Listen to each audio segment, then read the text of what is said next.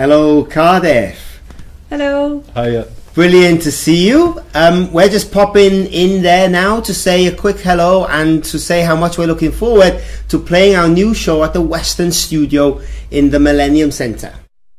This experience that we are offering you is both live on stage in the theatre and online on the website using the internet. It's not the same experience. No, it's a very different one in fact. But it's complementary. Absolutely. Now, some people have been asking us whether or not they should go online before coming to see the theatre show. And Rhif has got an opinion on this. I say go with your heart, go before, go after, probably not during, because you should be focusing on this live stage event. Absolutely. And Derwin thinks that... if you don't like the theatre, don't go to the theatre. If you don't like the online internet, don't go on the internet.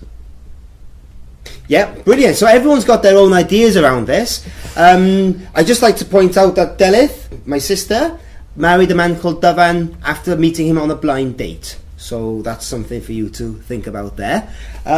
So essentially, we are asking you to come and join us in a performance or online inside an experience that we are trying to share with you, which is that of being inside this family. It's really good how it was interactive and how God can to talk to the cast. It's the kind of theatre I really love because it's kind of physical storytelling.